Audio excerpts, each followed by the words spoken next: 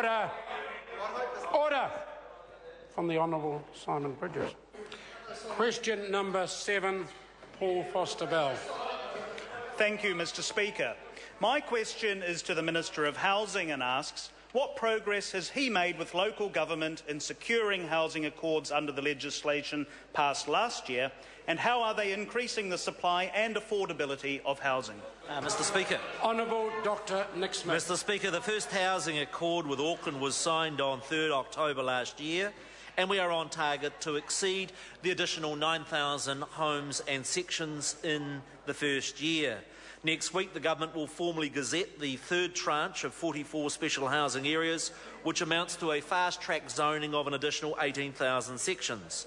The Christchurch Housing Accord is focused on the distinct issues from the earthquake around temporary and social housing and is currently out for consultation. Today, I signed with Wellington Mayor Celia Wade-Brown a new housing accord with the capital.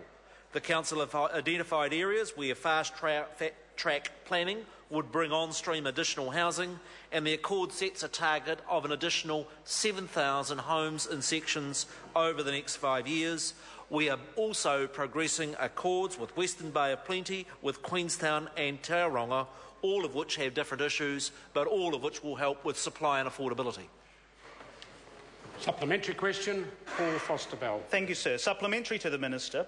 What reports has the Minister received on residential construction activity, and how many homes does he expect will be built this year? Mr Speaker.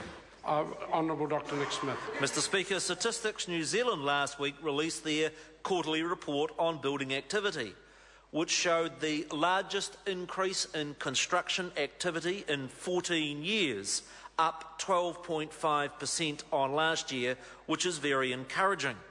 The latest building consent figures are similarly impressive.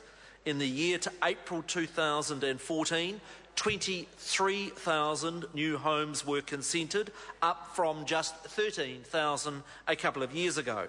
Christchurch consents were more than doubled last year's. Auckland's consents were up by 41%, and nationally the increase was 27%. I'm advised that we expect to build 25,000 new homes this calendar year, which is the largest number in a decade. Question number 8, supplementary question from Clifford. Can he confirm that more than a year after he announced the Auckland Housing Accord and promised Aucklanders 39,000 houses, that he hasn't built a single new house in the special housing areas that anyone is living in? And will he also confirm that he's on the phone to any mayor who'll take his phone calls begging them to sign up to one of his housing accords because he's so desperate to make it look as if he's doing something about the housing crisis? Either of those supplementary questions, Honourable Dr Nick Smith. Mr Speaker, the irony of that question was only 12 months ago, that was the member that was accusing me of not working with local government closely enough, and now he accuses that I'm working too closely with local government. Mr Speaker, I am proud of the fact that building consent figures show that the number of consents this year is up by 27% up on last year, and I'd welcome to take Mr Phil Twyford down to the very first housing area, show him the bulldozers, show him the houses that are being built, and he would be very encouraged. That answer's long enough. Question number 8, Honourable Annette King. Thank you, Mr Speaker. My question is to the Minister of Health.